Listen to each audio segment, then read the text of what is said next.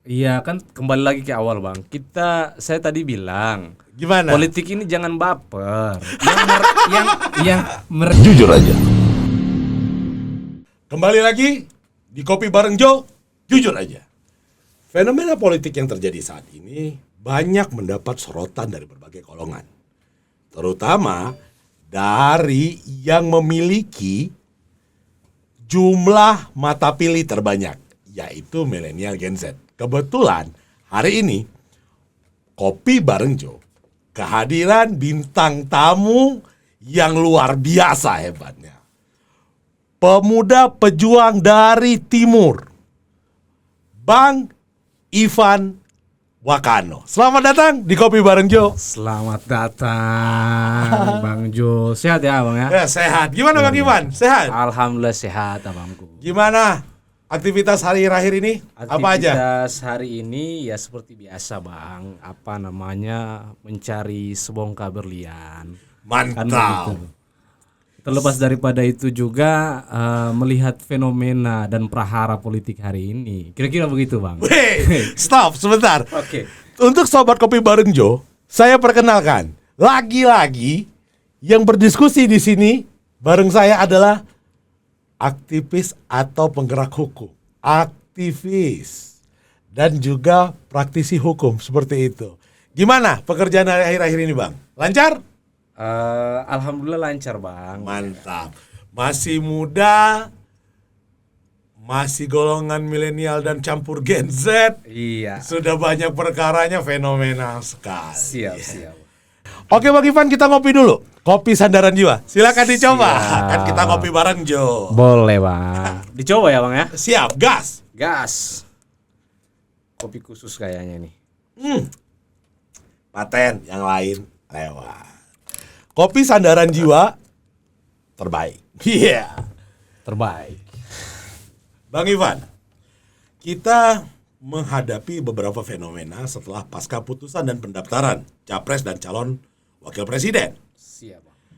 Apa yang menjadi atau yang kira-kira yang mengganjal di hati Bang Ivan terhadap fenomena politik dalam waktu sebulan belakangan ini?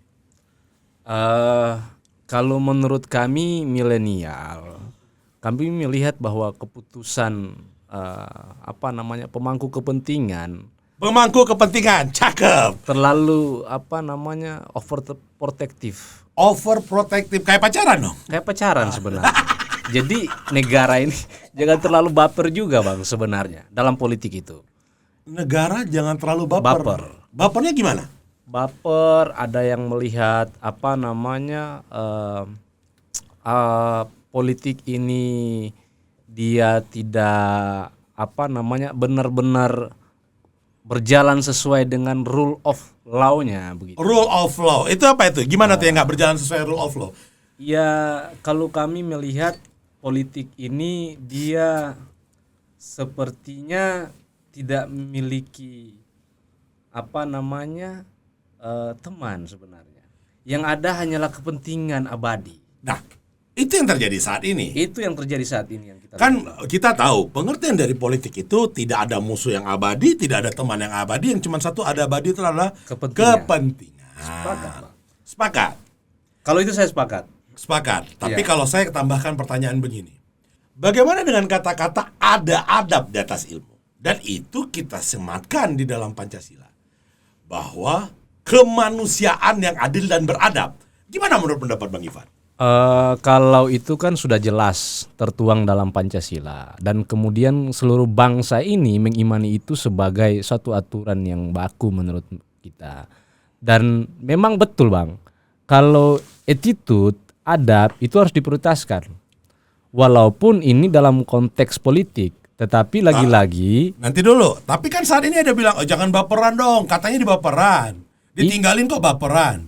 Iya bang, itu dia bang. Nah, dalam politik ini memang harus out of the box, memang harus total. Out of the box. Ya kan?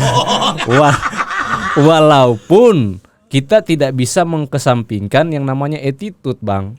Kan begitu. Kan karena gini, saat ini orang membuat seolah-olah seakan-akan ya ada yang meninggalkan, ada yang disayangi. Ketika ada yang mengatakan kami sayang tapi kami ditinggalkan, katanya jangan baperan. Tapi bukannya ada adab yang mengatur semua itu? Oke lah dalam etika, dalam berpolitik biasa saja karena tidak ada kepentingan lagi. Menurut Bang Ivan gimana? Iya, kemungkinan besar sih menurut hemat saya sebagai milenial bahwa yang merasa ditinggalkan berarti mereka tidak masuk dalam kepentingan tertentu. Kan demikian. Oh, Apalagi politik ini kan sangat sensitif gitu. Statis dinamis. Iya. Jadi mau tidak mau yang kemudian tidak masuk dalam kelompok tertentu ya mau berarti sorry to goodbye gitu. Oh, selamat tinggal saya. Artinya kan gitu Bang kira-kira. Artinya kalau selagi kepentingannya masih sama, oke lah. Artinya kalau seandainya sudah nggak ada kepentingan, peduli apalah. Yang penting kan kemauan saya sudah diakomodir. Ya artinya kita mengesampingkan adab. Artinya cuman berpolitik saja, tidak penting adab di situ. Iya, harusnya sih adab itu harus dikedepankan. Kenapa demikian? Itu bagian daripada rangkaian attitude kita terhadap ya misalnya politisi senior atau senior di partai atau dimanapun itu kan diutamakan. Bukan Contoh sederhana. boleh gas. Coba. Sederhana. Kita keluarga misalnya, ya kan? Ya walaupun sudah dibilang kemarin kita Iya. bukan keluarga lagi katanya. Walaupun kita bukan keluarga lagi, tapi adab itu penting Bang. Makanya ada satu pepatah Minang yang masih terbenak di terngiang di benak dan otak saya, ya kan? Di mana langit dijunjung, di situ Di mana bumi dipijak, di situ lagi dijunjung. Mantap. Dan itu kalau dikorelasikan dengan attitude, ya kan? Itu juga masuk gitu menurut saya Bang. Jadi dimanapun kita berada, walaupun memiliki kepentingan, selagi masih mengutamakan adab, itu artinya menjadi lebih baik, bukan begitu? Iya. Sedangkan ada beberapa, Sobat Kopi Bareng Joe, nanti dilihat ya, di bagai macam jejak digitalnya. Kau ku sayang, kau yang meninggalkan. Kau yang lebih memilih untuk pergi dari pelukanku. Kira-kira sindiran saya seperti itu. Dan saat ini milenial dari timur, Bang Ivan Wakano, mengatakan bahwa harusnya mengedepankan itu. Bukankah kepentingan anak bangsa atau yang akan kita tinggalkan nanti jejak itu akan kurang elok, Bang Ivan? Apa ya? Sebenarnya sebagai anak bangsa itu harus memberikan jejak yang baik. Asik, anak bangsa, gas! Ya, kalau kata milenial sih harus meninggalkan effort yang baik. Effort yang baik. Because what? Because itu akan menjadi konsumsi publik nantinya. Dan itu akan terus beregenerasi.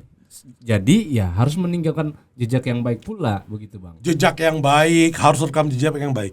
Bagaimana terhadap politik yang katanya dinasti pada saat ini? Bukan dinasti atau legacy yang belum pernah dibuat dengan presiden-presiden kita yang sebelumnya. Bagaimana tanggapan milenial? Kalau kita sih tanggapan milenial melihat fenomena dan prahara politik hari ini Bang, ini sangat jauh daripada cita-cita bangsa sebenarnya Bang. Kenapa demikian Bang? Karena sejarah buruk kita di zaman reformasi, sebelum reformasi Orde Baru itu juga ada wacana atau bukti-bukti dinasti itu dengan sendirinya runtuh juga Bang. Artinya kalau apabila demokrasi disusupi dengan dinasti akan runtuh nantinya. Akan runtuh. Rungkat dong. Akan rungkat.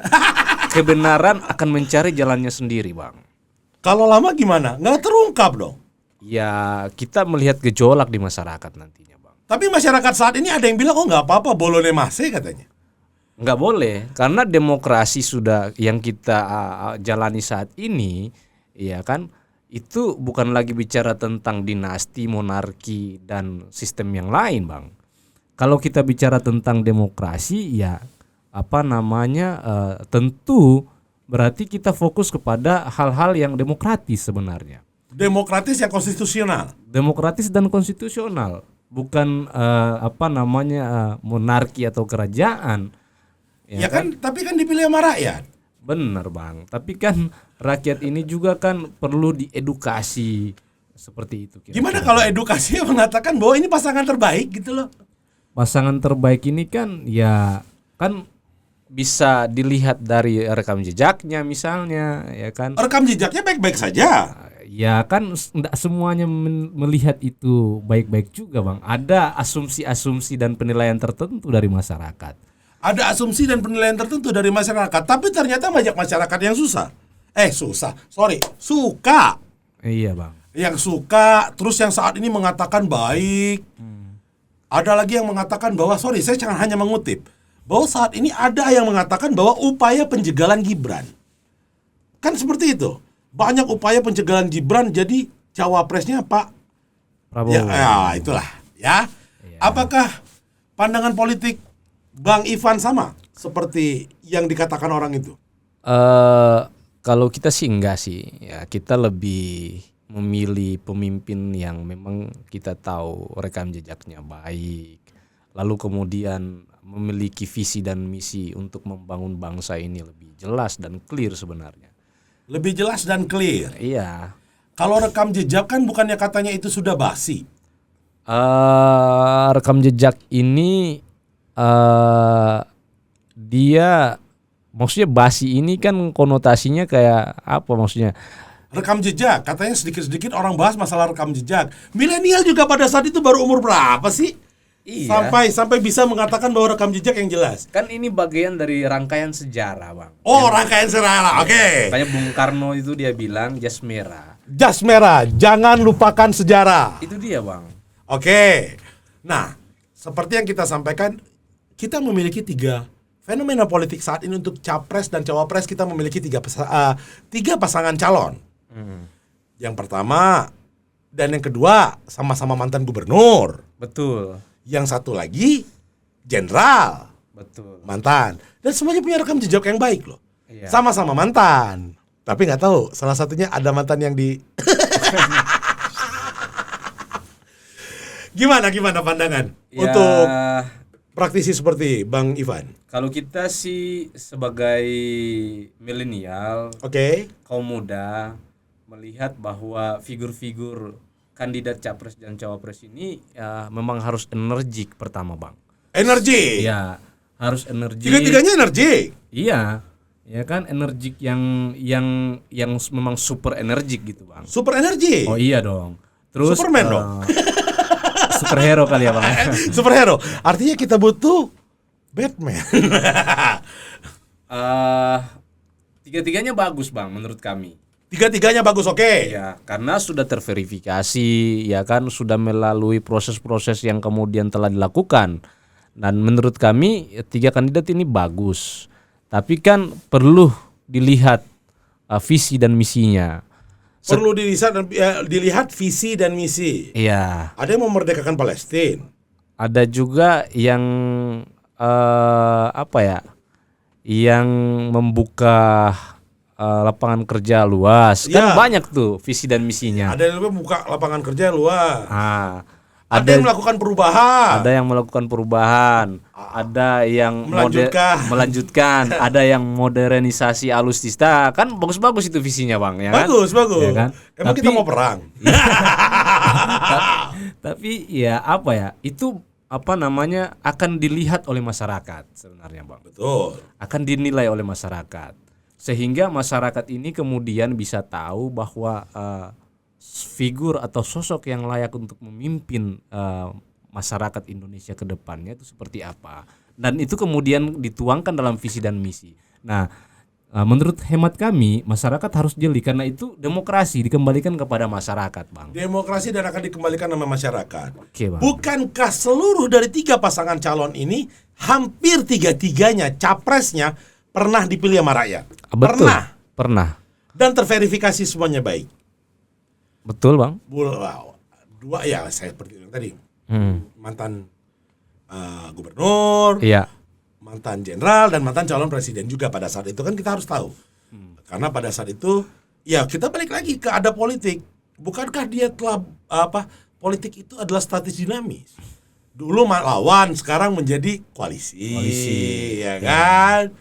Nah, manhat saat ini saya kembali lagi ke pertanyaan saya awal. tanggapan dari kaum milenial tuh gimana sih pola pikirnya ketika dari satu proses yang saat ini lagi dipermasalahkan, putusan MK ini, yang katanya ada cawe-cawe, ya kan? Malahan ada yang mengatakan seperti ini, ada upaya penjegalan. Ini yang dijegal opo? Gimana menurut tanggapan Mas Ivan, Bang Ivan? Oh, terkait itu sih ya, terkait putusan ini banyak kontroversi sebenarnya, Bang. Kontroversi, Itu gas. pun yang beredar di masyarakat. Karena kenapa masyarakat melihat bahwa ada hubungan family yang kemudian itu real yang dilihat oleh masyarakat. Kalau hubungan family bukan real, karena walinya pada saat pernikahannya ya itu Nah, itu dia, Bang. junjungan kita lah. Nah, ini kemudian menjadi perdebatan di kalangan grassroots. Kan sudah Dengan diterbantah bahwa tidak ada yang namanya intervensi itu. Iya, Bang, makanya kan keputusan itu harus disampaikan ke publik melalui MK-MK ini kan begitu. Oh, MK-MK. Nah, itu Oke, dia. balik lagi ke MK-MK. Yang saat ini lagi berproses lah ya. Iya, Bang. Tadi saya sempat membaca seperti ini. Kata ketua MK-MK mengatakan keputusan MK-MK akan mempengaruhi proses pencalonan. Artinya saya lihat MK-MK saat ini lagi bekerja keras. Apakah ini salah satu upaya penjegalan dari salah satu pasangan calon presiden dan wakil presiden?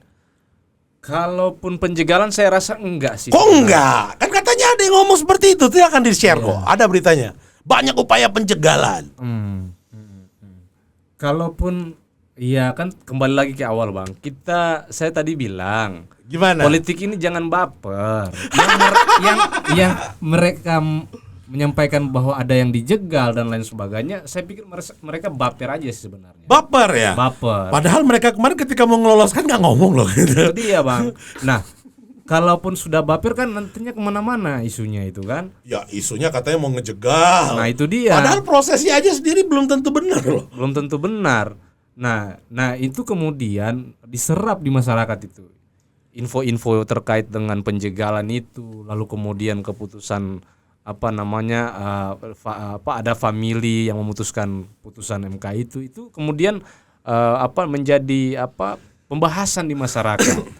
Menjadi trending topik, Trending topik, isu viral lah ya. Iya, Bang, di milenial juga menjadi pembahasan.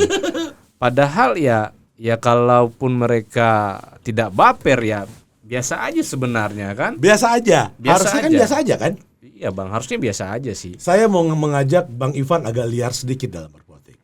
Sobat Kopi Bareng Jo. Dulu di negara Antabaranta atau Konoha ada orang yang dicalonkan jadi Hokage. Iya, Bang.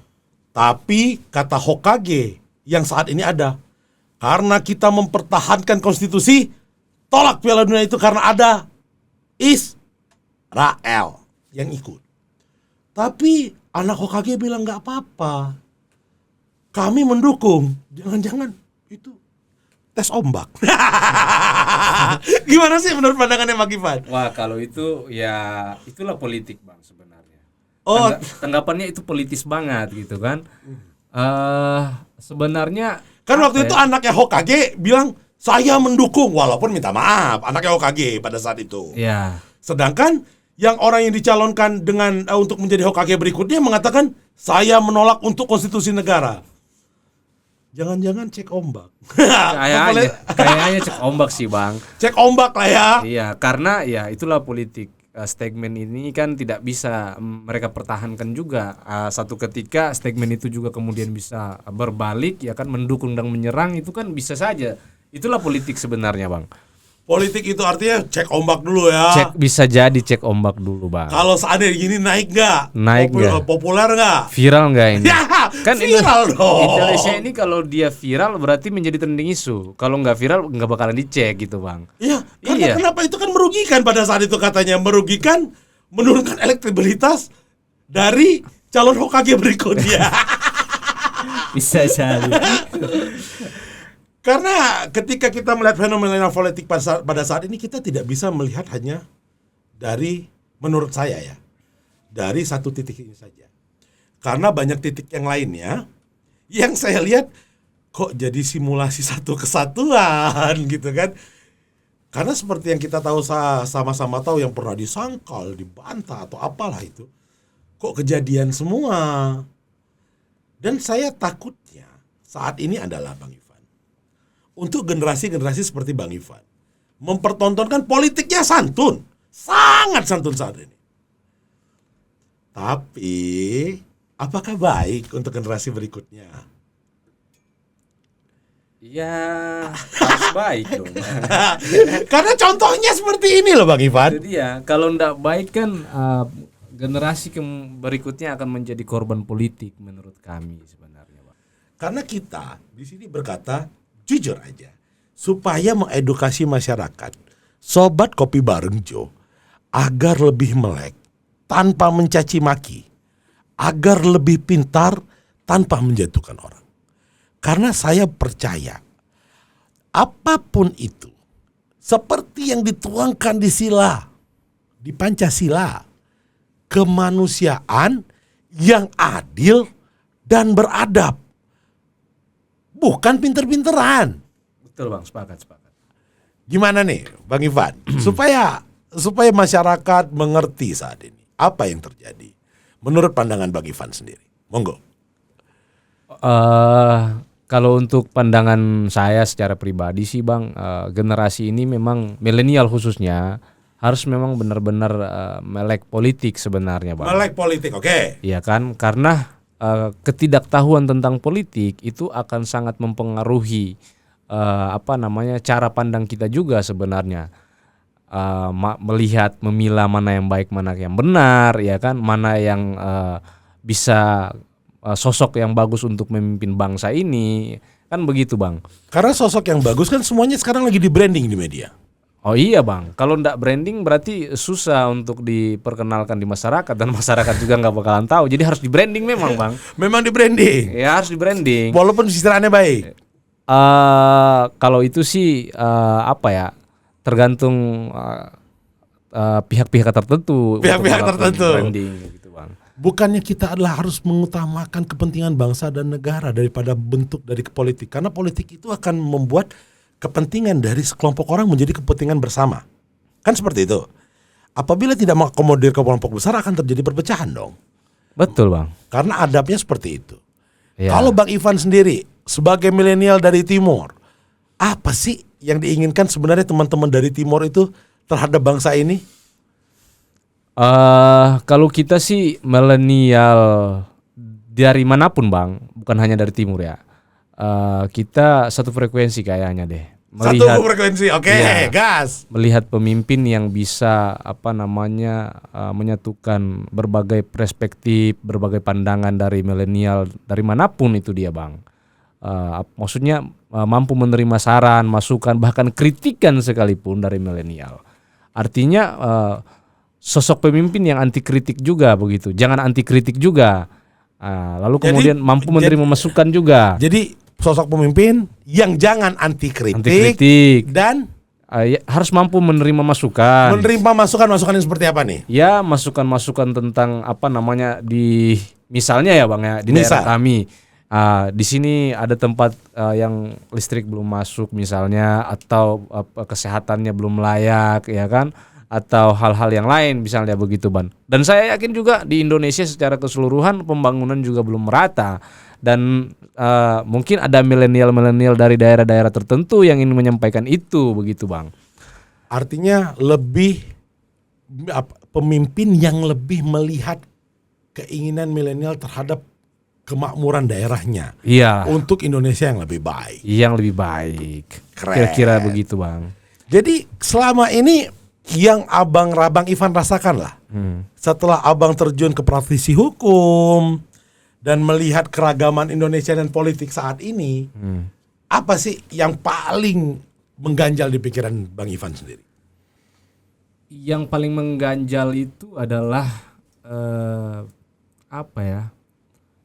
selama ini ya Bang ya. Ya selama ini aja, masa yang besok. Selama ini itu banyak hal yang menjanggal. Apa yang menjanggal? Pertama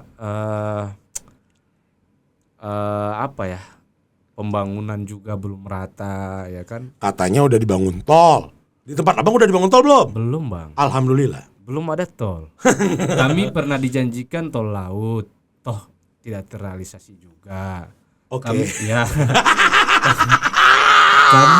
kami Tol laut. Iya, Bang. Kami kan daerahnya lebih dominan maritim, Bang. Oh, lebih dari maritim. Ya. Karena daerah timur itu adalah daerah yang pantainya paling terkenal. Iya, Bang. Keindahan alam Indonesia setengahnya ada di sana tuh. Ada di sana, Bang. Harusnya itu kemudian diberikan atensi oleh pemerintah sebenarnya. Oke, terus. Kami dijanjikan lumbung ikan nasional. Jadi lumbung ikan nasional bukannya sudah? Enggak direalisasi juga, Bang. Itu tuh yang menjanggal tuh, ya kan? Iya. Jadi pertama ada tol laut. Ya. Ada lumbung ikan nasional. Ya. Terus apa lagi? Ya, itu sih yang saya lihat belum terrealisasi oleh pemerintah. Walaupun, Bang, sudah disampaikan melalui legislatif bahwa ada harapan masyarakat di sana terhadap janji pemerintah ini dan ini. Tapi toh tidak juga direalisasikan, Bang. Mungkin ya mungkin nunggu periode berikutnya kali, Bang, yang baru bisa. Sebenarnya tergantung legislatifnya. Bilang aja supaya lumbung padi dan tol jadi pinjam dulu 100. Ya, itu juga sih kayaknya, Bang, ya. Mungkin kala itu lupa. Kali-kali pemimpin berikutnya mungkin kalau legacy dari dia akan melanjutkan. Mungkin berharapnya seperti itu kali. Iya. Emang setuju Abang Ivan kalau legacy langsung dari beliau? Enggak juga sih. Demokratis saja, Bang, demokratis. Ya karena kan milih rakyat. Iya. Kalau rakyat dipengaruhi nggak jadi demokrasi dong. Sama udah tentu, Bang, rakyat. Udah tentu, Bang. Ya kan? Dari survei-survei aja Kalah itu nomor ya. 1. Iya kan? Jadi ya gimana gitu kan. Kan surveinya sekarang nomor 1 terus. Iya. Survei itu juga bukan jadi tolak ukur sih, Bang, sebenarnya. Dan Padahal survei kan bukan hanya satu, Bang. Ada berbagai survei, Bang. Emang Bang Ivan pernah disurvei? Enggak juga, Bang. Sama, makanya itu Abang percaya survei? saya dulu pernah disurvei sekali. Oh iya, Bang. Waktu itu saat disurvei didatengin kebetulan saya lagi di rumah. Saya ada yang Bapak selamat siang gitu. Oke. Apa? Tolong diisi, Pak. Ditungguin memang. Dan pada saat itu dia door to door. Tapi seumur hidup saya cuma sekali survei. Selebihnya saya gak ngerti survei gimana. Tapi katanya saat ini beliau nomor 1. Oke, Bang, oke. Nomor 2-nya ada pasangan lain. Nomor 3-nya yang selalu merasa teraniaya. Iya. Mau gimana lagi, Bang? Itu kan hasil survei. The real hasilnya kan ada di tangan rakyat. Kan begitu, Bang. Ya. Tapi kan? kalau rakyatnya di branding, Kalau rakyatnya di branding, ya saya yakin masyarakat sekarang udah cerdas-cerdas sih kok, Bang. Pesatnya teknologi, ya kan, masyarakat Indonesia juga apa-apa dikit scroll, ya kan, scroll. Jadi udah pintar semua, Bang. katanya. Ini saya cuma lempar isu sama Bang. Tapi pakai bahasa saya yang mungkin mudah-mudahan aman supaya editornya nggak capek ngedit ya. Yang satu mengikuti keinginan Ratu Lebah. Yang satu lagi mengikuti keinginan Raja Mataram. Yang satu lagi menggunakan identitas. Ini kan kita lagi isu itu yang berkembang walaupun dengan bahasa lain. Menurut Bang Ivan gimana? Ya, Satu-satu dulu dari Ratu Lebah dulu. kalau itu sih kayaknya kita tidak terlalu melihat karena itu, Bang, sebenarnya. Tidak mengikuti. Iya, karena kami berpikir bahwa masing-masing kandidat ini punya strategi berpolitik, Bang, sebenarnya. Dia mau menggunakan strategi Ratu Lebah atau menggunakan strategi yang lainnya, itu bagian daripada strategi capres dan cawapres tertentu. Yang kami lihat adalah siapapun sosok pemimpin bangsa hari ini atau ke depan, dia harus benar-benar cium keringat masyarakat Indonesia. Dia harus mencium keringat masyarakat Indonesia. Iya. Siapapun pemimpin berikutnya. Iya, maksudnya kedekatan dia terhadap masyarakat itu harus benar-benar, Bang. Benar-benar. Harus benar-benar. Artinya siapapun pemimpinnya nanti, walaupun itu dari kelompok Ratu Lebah, harus mencium keringat rakyatnya sendiri agar dia sendiri. mengerti bagaimana dan apa keinginan rakyatnya. Nah, itu dia. Bagaimana dengan politik Raja Mataram yang telah mempersiapkan putra mahkota untuk berikutnya? Nah, ini juga sebenarnya menarik. Nah, gimana tuh? Kalau kita menggunakan sistem kerajaan ini juga atau Saya menganalogikan dengan kerajaan Mataram, Raja Mataram yang mempersiapkan putra mahkotanya. Nah, ini kan sebenarnya walaupun kita tahu bersama sejarah Mataram, sejarah apa namanya kerajaan-kerajaan di Indonesia misalnya Demak dan lain sebagainya, kan kita menggunakan sistem kerajaan dan mempersiapkan kandidat untuk mengganti sosok raja. Kan begitu, Bang. Siap. Tetapi kalau kita hidup di negara yang sistemnya demokrasi, ya mohon maaf, walaupun disiapkan 1000 kandidat dari kerajaan, tetapi hak konstitusional itu adalah di tangan rakyat. Artinya hak konstitusional itu ada di tangan rakyat. Iya, Bang. Jadi rakyatlah yang menentukan siapapun legasi yang dibuat oleh raja. Bila rakyat yang berkehendak, maka akan tumbang. Tuh ingat masyarakat, bukan Sepakat, gitu, Bang. Nah, bagaimana dengan salah satu lagi politik identitas? Politik identitas. Apa ya? Politik identitas ini kan sebenarnya isu Yang dari dulu. Dari dulu. Dan itu juga nggak terbukti juga sih, Bang. Nggak terbukti. Kalaupun terbukti, nggak laku juga sih sebenarnya, Bang. Nggak terlalu berlaku lah ya. Nggak terlalu laku. Nggak laku. Karena harusnya politik identitas ini merangkul seluruh elemen. Merangkul seluruh elemen. Kan negara kita ini bukan berdasarkan asas agama tertentu. Misalnya asas agama Islamkah atau Kristenkah atau Buddhakah? Enggak. Negara kita ini merangkul semua agama. Ya. Kan begitu. Walaupun, Bang, secara mayoritas ada satu agama yang menonjol, kan begitu. Karena mayoritas. Tetapi ya kan negara ini tidak menyampingkan agama-agama yang lain, makanya Pancasila itu tidak menyebutkan satu Tuhan, kan begitu, menyebutkan ketuhanan yang Maha Esa. Ketuhanan yang Maha Esa. Jadi tidak mengkotak-kotakan di situ, Bang. Karena pada saat itu Bapak bangsa kita mengatakan untuk tidak memecah belah karena identitas, mengatakan bahwa ketuhanan yang Maha Esa. Maha Esa. Karena Bung Karno juga bilang kalau jadi Hindu jangan kayak orang India misalnya, Ya. jadi orang Islam jangan kayak orang Arab. Itu kan Bung Karno, the founding fathers kita yang bilang. Jadilah orang Indonesia, ya kan, yang betul-betul Indonesia begitu. Jadi memang jangan menyadur orang lain tapi memiliki identitas walaupun kita mengimani. Walaupun kita mengimani agama kita. Oke, gas. Kan Kalau begitu. Itu menurut para founding fathers kita. Saya akan menanyakan satu pertanyaan lagi. Bagaimana? Itu Bung Karno ya. Kalau seandainya ada yang menyamakan salah satu tokoh saat ini sama dengan Perdana Menteri pertama kita Sultan Syahrir. Apakah kira-kira bisa di apple to apple kan perbandingannya? Ya, Sultan Syahrir menurut sejarah dia salah satu figur muda ya, Bang, yang dipercayakan untuk Emang kan muda. Iya, bahkan sangat muda. Tetapi dengan usia yang muda, dia sudah memikirkan perjalanan bangsa ke depan seperti apa. Makanya dipercayakan untuk menjadi Perdana Menteri saat itu, Bang. Tetapi dia punya gagasan, visi, misi yang jelas begitu untuk memperjuangkan bangsa ini.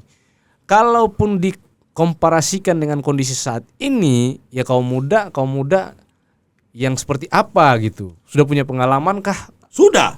Ya kan? Kalaupun pengalaman berapa lama? 2 tahun. Ya cuma 2 tahun, Mak. Ya saya juga berpengalaman, Bang. Memimpin organisasi 2 tahun juga, Bang. Oh, 2 tahun. Oh iya, Bang. Saya punya pengalaman. Bahkan 3 tahun saya jadi ketua umum organisasi. Ya kan? 3 tahun. Iya 3 tahun. Lebih saya kayaknya. Ya, gitu, Bang. Tapi kan pengalamannya ada yang lain.